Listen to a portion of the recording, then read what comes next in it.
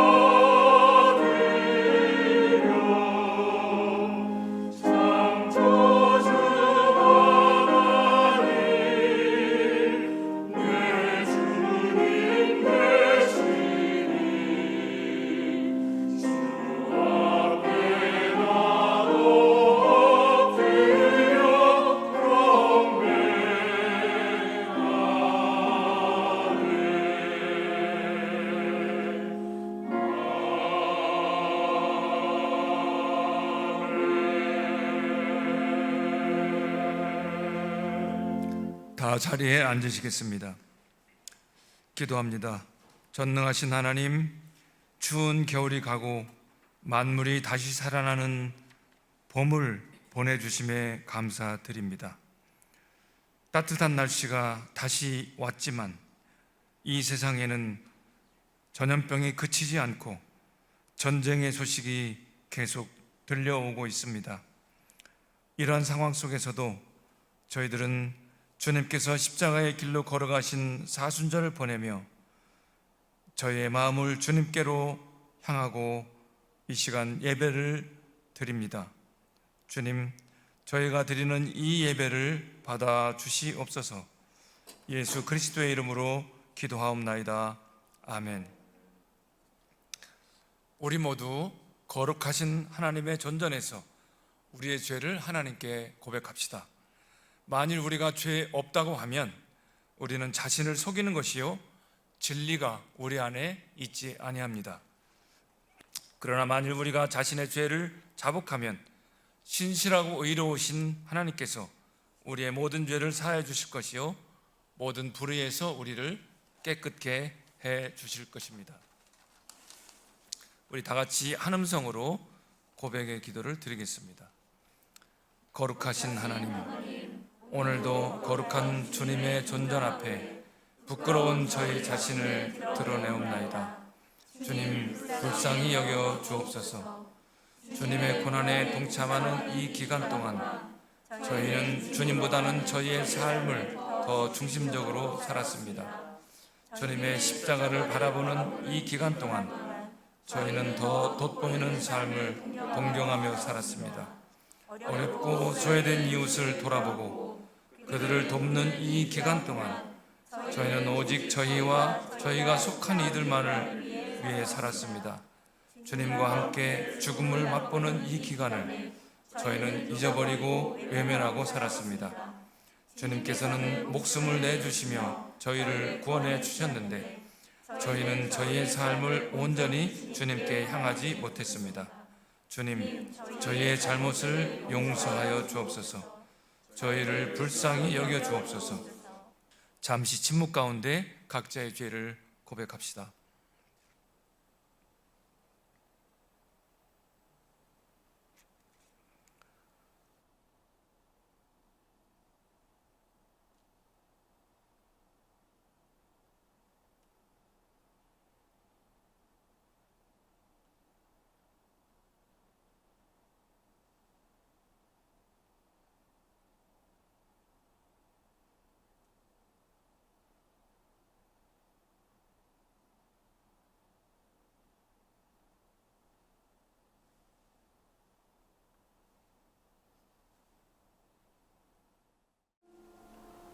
주여, 우리를 불쌍히 여기소서. 주여, 우리를 불쌍히 여기소서.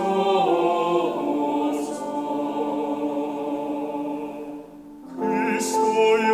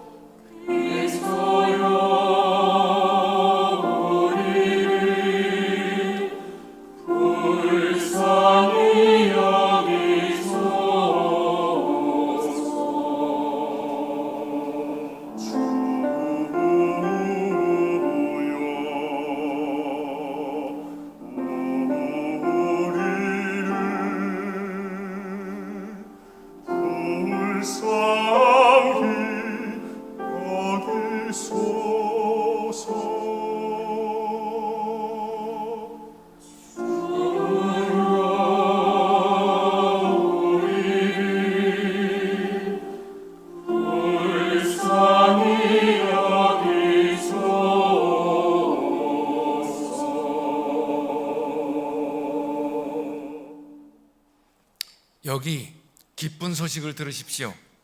누가 우리를 정죄하겠습니까? 우리가 아직 죄인 되었을 때에 주님께서 우리를 위해 죽으심으로 우리를 향한 하나님의 사랑을 확증하셨습니다. 누구든지 그리스도 안에 있으면 새로운 피조물입니다. 죄악된 옛 삶은 지나가고 새 삶이 시작되었습니다. 예수 그리스도의 이름으로 우리는 용서함을 받았습니다. 아멘.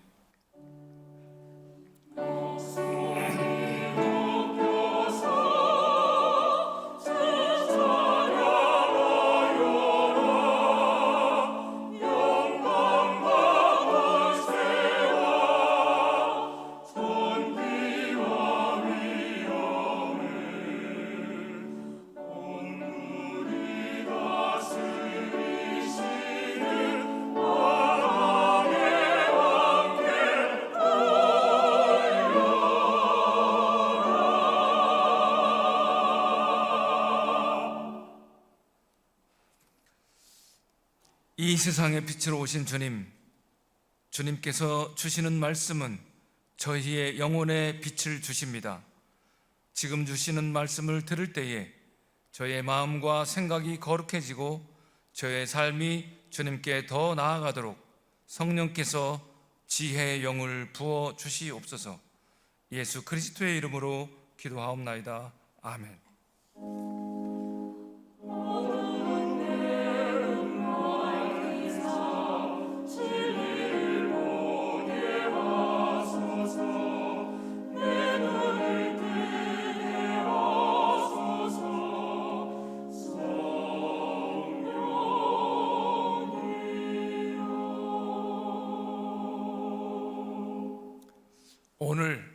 우리에게 주시는 하나님의 말씀은 사사기 6장 24절입니다. 기드온이 여호와를 위하여 거기서 제단을 쌓고 그것을 여호와 샬롬이라 하였더라. 그것이 오늘까지 아비에셀 사람에게 속한 오브라에 있더라. 주님의 말씀입니다. 주님 감사합니다.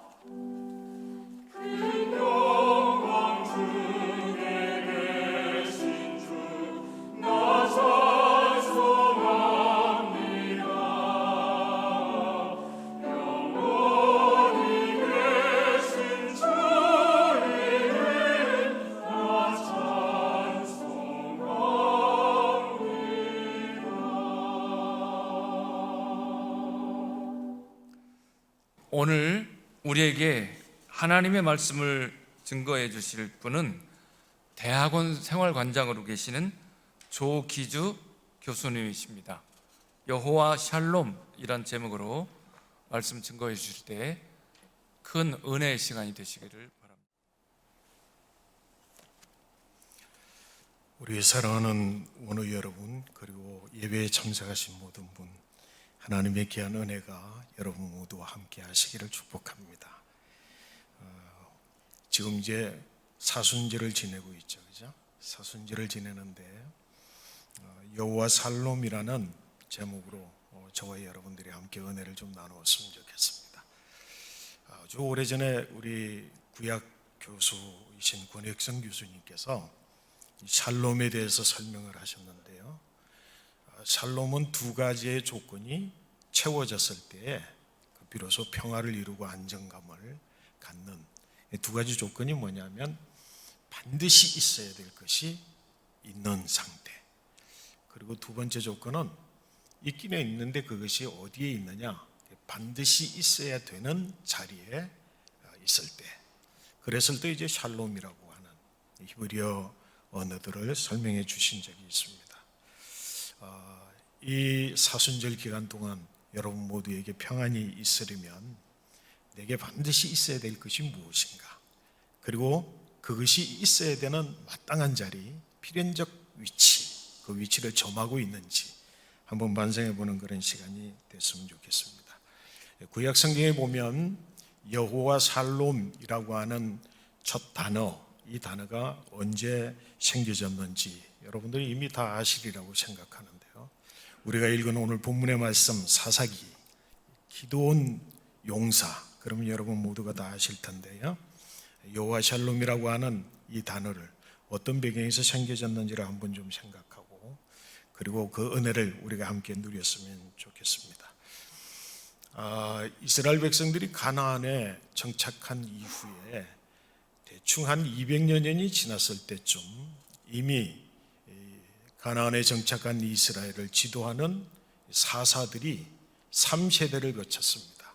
3세대를 거치는 동안에 5분의 사사들이 일어나서 이스라엘을 통치했는데요. 200년이 지나면서 이 기드온이 이제 6번째의 사사로 부름을 받는 장면, 그 장면이 오늘 사사기 6장과 7장에 기록되어져 있습니다. 200년 동안, 그리고 200년이 지나는 동안 3세대의 사사기를 거치는 동안 5분의 사사들이 이스라엘을 통치하는 기간 동안, 성경의 말씀을 잘 읽어보면 사사기 기간 동안 이스라엘 백성들에 대한 하나님의 평가가 한 번도 틀린 적이 없이 똑같이 내려지고 있는 것을 볼 수 있습니다. 여러분 뭐겠습니까? 하나님이 약속해 주신 가나안 땅, 출애굽 당시부터 하나님께서 그토록 절박한 이스라엘 백성들을 향하여 말씀하실 때 하나님께서 특별히 시내산에서 너희가 이제 내가 너희에게 허락하는 땅에 가면 이 모든 것, 율법을 말씀하시겠죠. 이 모든 것을 지켜 행하면 너희가 복을 받을 것이다 라고 말씀하신 그 이후 정착한 이스라엘 백성 200년 동안 지난 다음에 하나님의 평가는 시대마다, 사사 시대마다 평가하는 말씀입니다. 뭐겠습니까? 안타깝게도요, 이스라엘이 여호와의 목전에 악을 행하였으므로입니다.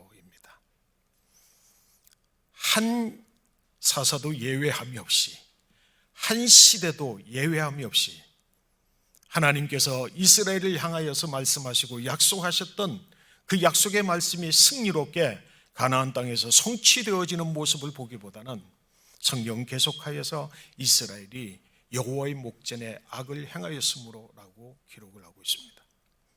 이 사사의 때도 기드온 때도 마찬가지였습니다.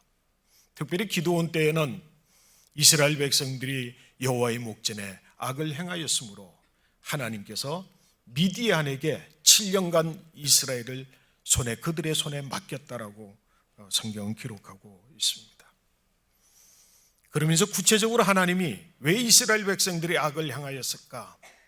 왜 이스라엘 백성들이 지금까지 하나님의 약속의 말씀을 성취한 적이 없이 하나님께서 평가하시는 이와 같은 악에서 떠나지 아니하며 여호와 목전에 악을 행하였을까? 하나님은 특별히 6장 말씀에서 이렇게 이야기합니다. 너희가 나의 말을 듣지 아니하였으므로.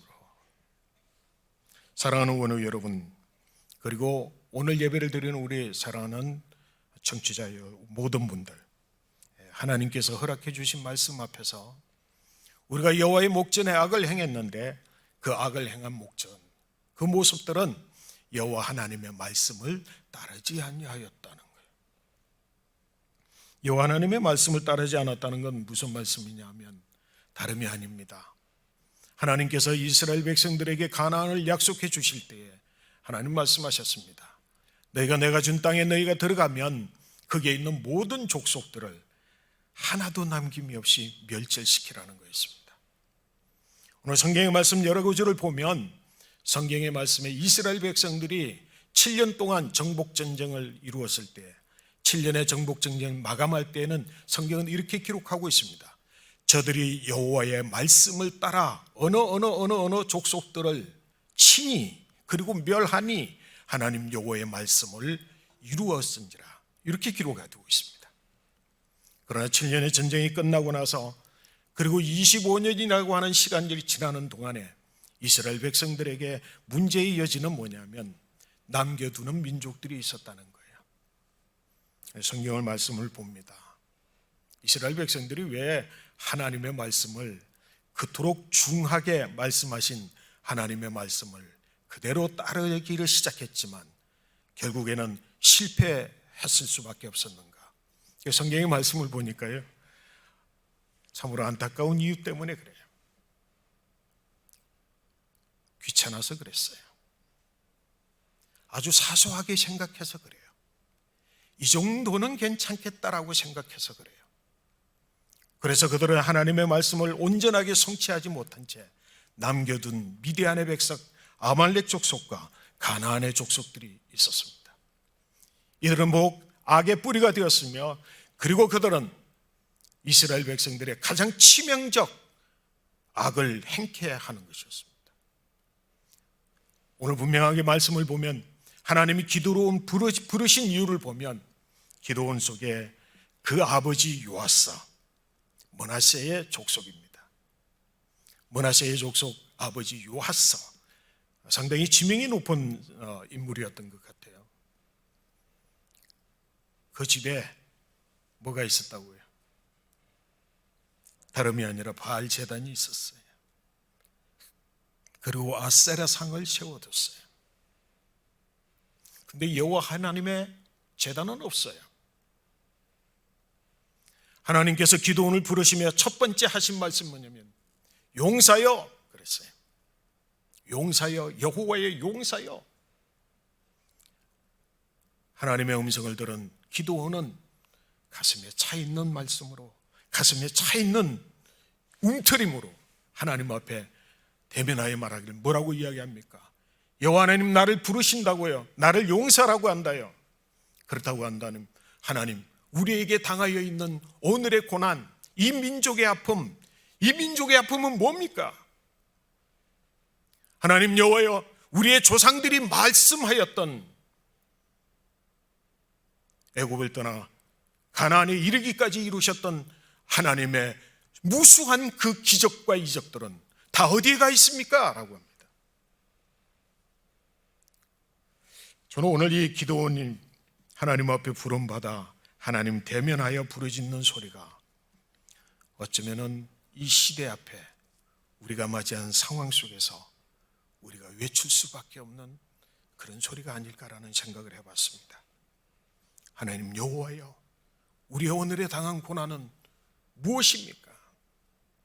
그리고 우리에게 지금까지 약속하셨으며 성취하시고 이루셨던 그 이적과 기적은 지금은 어디 있습니까?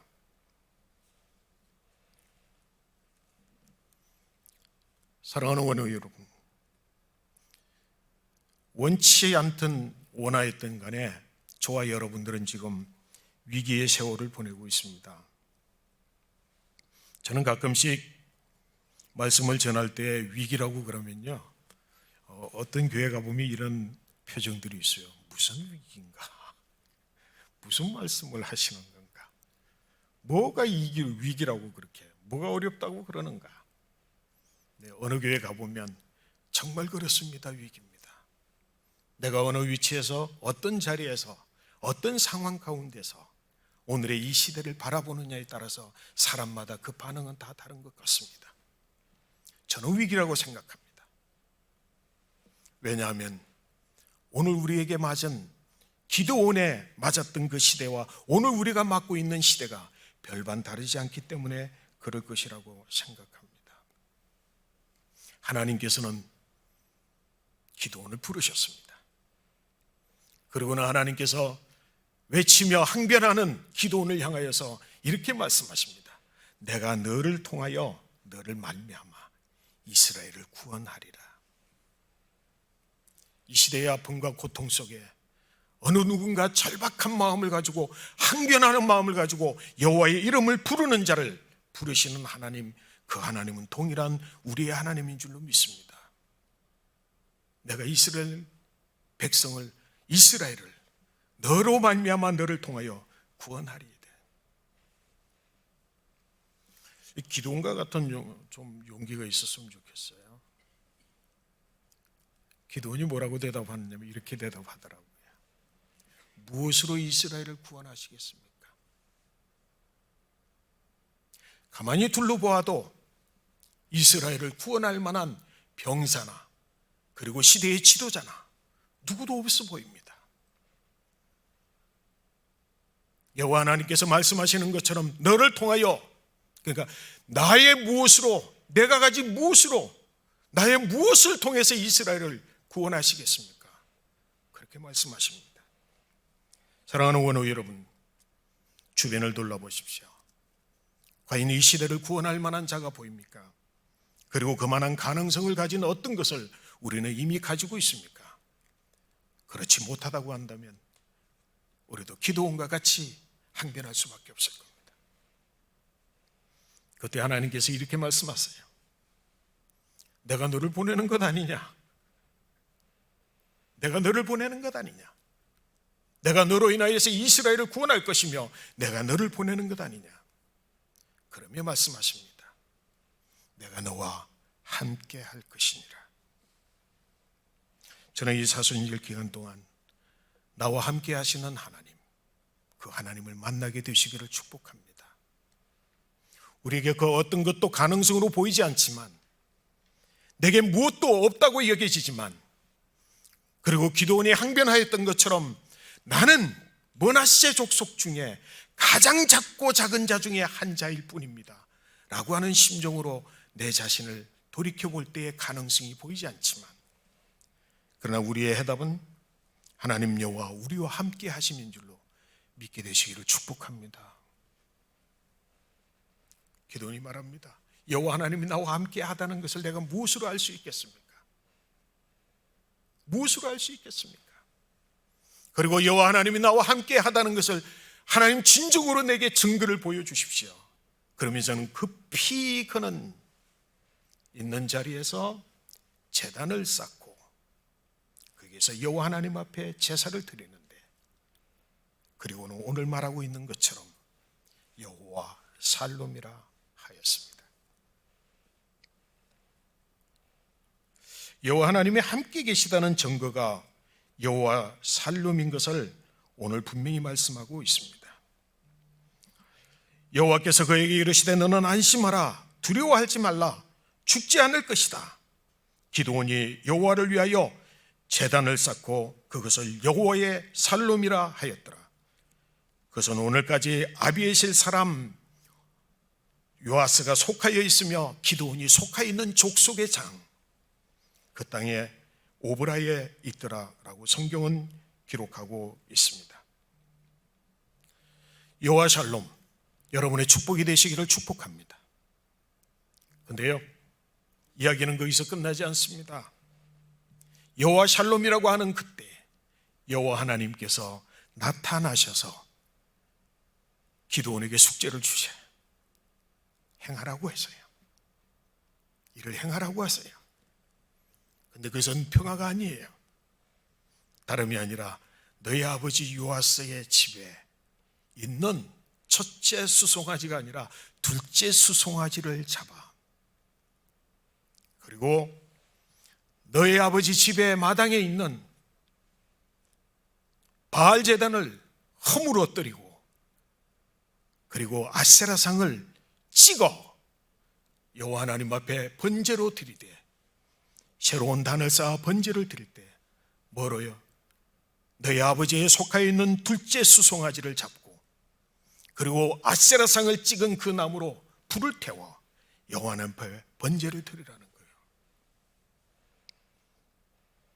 기드온이 용기 있었던 사람은 아닌 것 같습니다. 왜냐하면 혼자서 그 일을 할 수 없어. 용기가 없어. 10명의 동료들을 모아, 그 10명의 동료들을 모아, 그리고 뭐라고요? 아무도 없는 야밤에 숨듯이 그렇게 그 일을 실행하는데, 우리 여러분 분명한 것을 깨달아요. 왜 두려워했을까요? 마을 사람들이 두려웠습니다. 아버지가 두려웠습니다. 왜냐하면 분명한 사실을 기드온은 알고 있었습니다. 여호와 하나님의 말씀을 따라 내가 오늘 아버지 집에 있는 두 번째의 수송아지를 잡으며, 그리고 바알 제단을 헐고 거기에 아세라상을 찍어 번제로 드리면 어떤 일이 일어날 것을 알았어요. 아니나 다를까 그 다음날 온 동네가 난리 났습니다. 마을의 사람들이 함께 모였습니다. 누가 이 일을 행하였느냐? 저를 잡아 내어 뭐라고요? 우리가 죽이리라 그래요. 사실은 이스라엘 백성들이 200년 동안 저들이 여호와 하나님의 말씀을 듣지 않았다고 하는 것, 그것이 곧 여호와 하나님의 목전에 악을 행하였다고 하는 것, 그것의 가장 치명적 핵심, 그건 뭡니까? 바알신과 아세라신을 자신의 삶의 중심에 모두어, 마을의 중심에 모두어, 그것이 찍어지고, 그리고 그것이 허물어졌을 때 여호와 하나님, 여호와의 이름을 기억하는 자들은 기뻐해야 되는 것 아닌가요? 온 마을 사람들이 누가 이 일을 행했느냐? 잡아내면 내가 저를 죽이리라고 말하는 것으로 보아 그들의 삶의 중심에 여호와 하나님 대신 바알이 있었으며 아세라가 있었습니다. 저는 오늘날 우리가 위기라고 말하는 이유는 여호와 하나님의 이름을 부르며 그들이 지금껏 당하여 있는 상황 앞에서 여호와 하나님 앞에 부르짖어 저들이 기도하되 우리의 이 고난을 보살펴 주시옵소서라고 기도했지만, 그들의 정작 심정 속에 그들의 고난은 뭡니까? 7년간의 미디안의 공격과 그리고 그들이 지어놓은 모든 농사를 한꺼번에 다 없이 하는 그것이 고난과 위기가 아니라 자신의 삶의 중심에 바알신과 아세라신이 아주 우뚝 자리를 잡아 그들의 삶을 지배하고 있는 것을 깨닫지 못하는 것, 그것이 위기였다면 오늘 우리는 어떠한가요?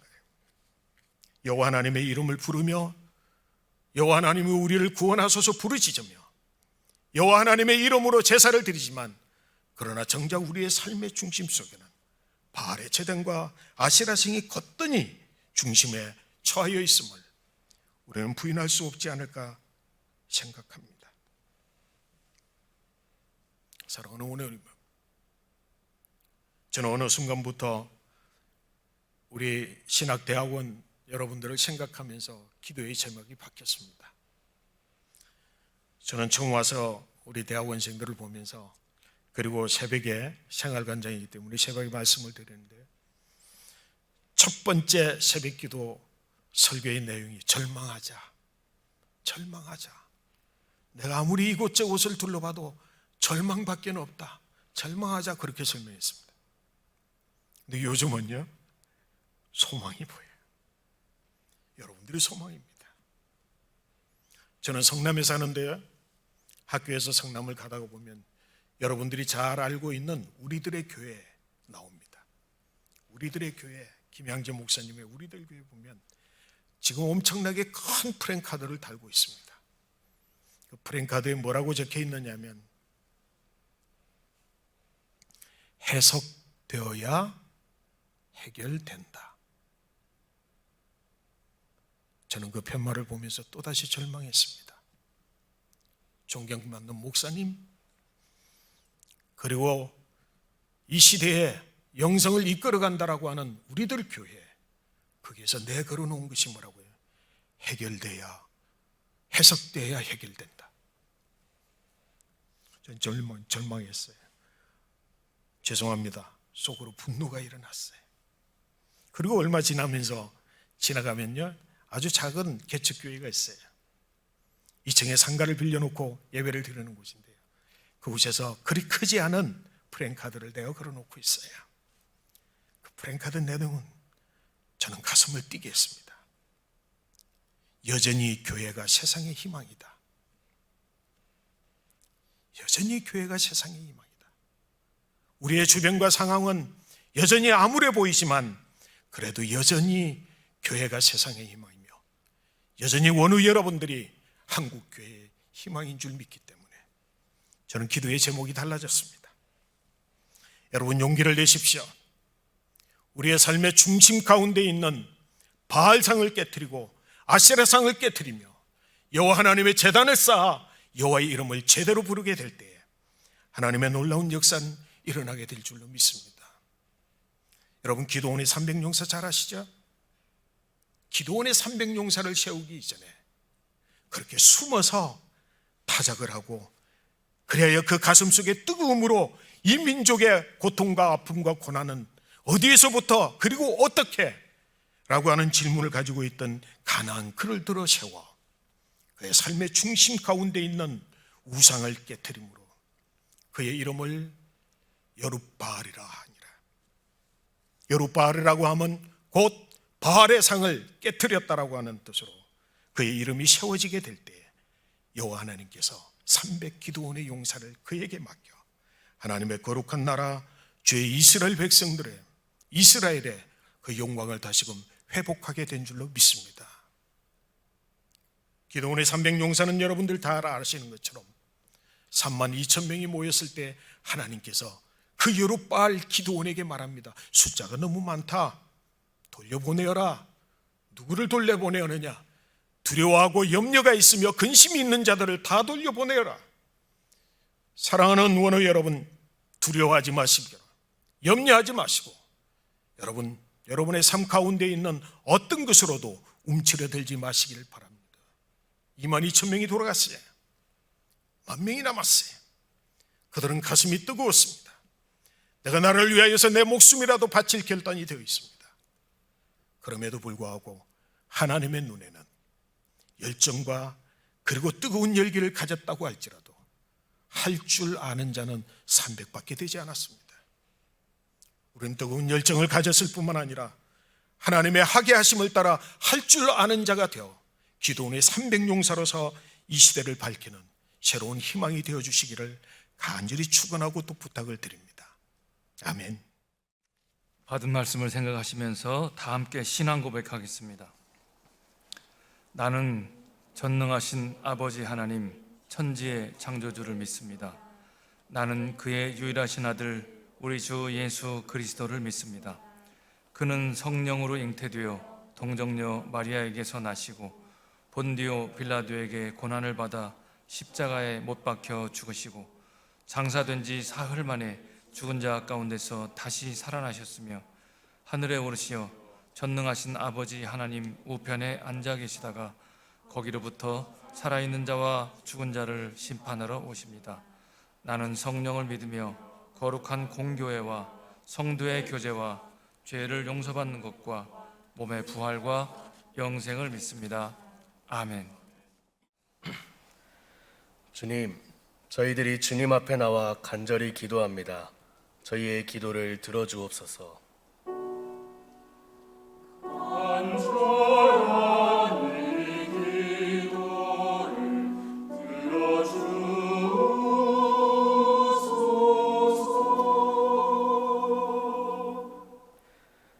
긍휼하신 하나님, 코로나19로 지친 모든 사람들을 위로하여 주옵시고 곧 대면 강의를 시작하게 하시어 저희들의 만남을 통한 온전한 서울신학대학교 공동체를 이루게 하옵소서.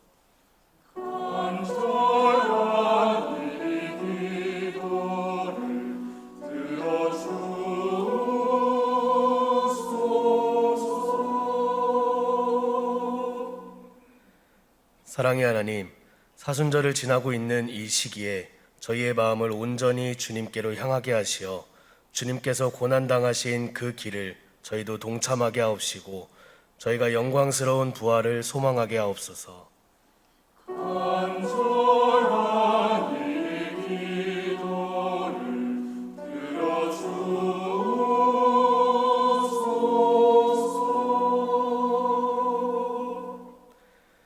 자비하신 하나님, 전쟁으로 가족과 친지 그리고 터전을 잃어버린 모든 이들을 어루만져 주옵시고 전쟁을 일으키는 모든 인간의 욕망을 다스려 주셔서 이 땅에 주님께서 주시는 온전한 평화가 오게 하옵소서.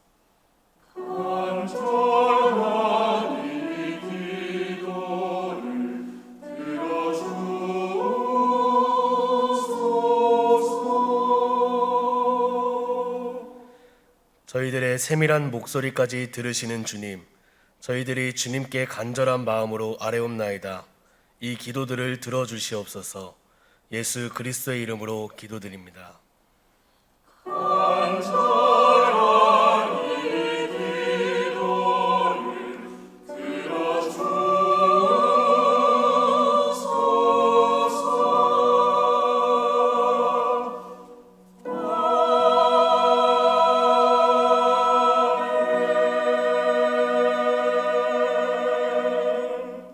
광고 말씀드립니다. 먼저 교학과 광고입니다. 시험 일정 잘 참고하시기 바랍니다. 외국어 시험 그리고 성서 종합시험 일정이 게시되었습니다. 시험 면제 신청 기간 또한 차질 없이 기억하시기 바라고, 두 번째로 2022학년도 성결 미래 장학생 신청 안내입니다. 보니까 신청 기간이 오늘까지네요. 오늘 오후 4시까지. 대상은 1차에서 3차까지입니다. 한번 선발되면 졸업 때까지 전액 장학금을 받는 것이니 원우님들의 많은 관심을 부탁드립니다. 원우의 광고입니다.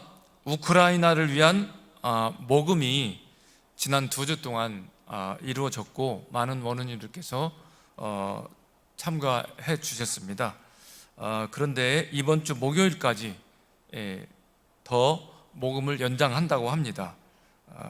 원우님들의 적극적인 도움의 손길을 기다립니다.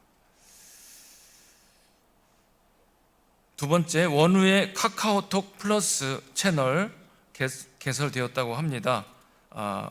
여기에 가입하시면 각종 공지사항이나 좋은 소식 같은 거를 빠짐없이 전달 받으실 수 있을 것 같아요. 많이 참여해 주시기 바랍니다. 채널 추가 방법 확인하시고요. 그 다음에 2022학년도 1학기 동아리 등록 및 지원금을 신청받는다고 합니다. 홈피를 잘 보시고 3월 31일까지 목요일 자정까지 신청한다고 하니까 모두 참여하시기를 바라겠습니다.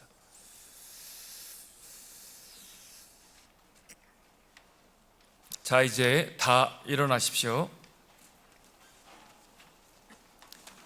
사랑하는 서울신학대학교 공동체 여러분, 사순절도 막바지로 향하고 있습니다.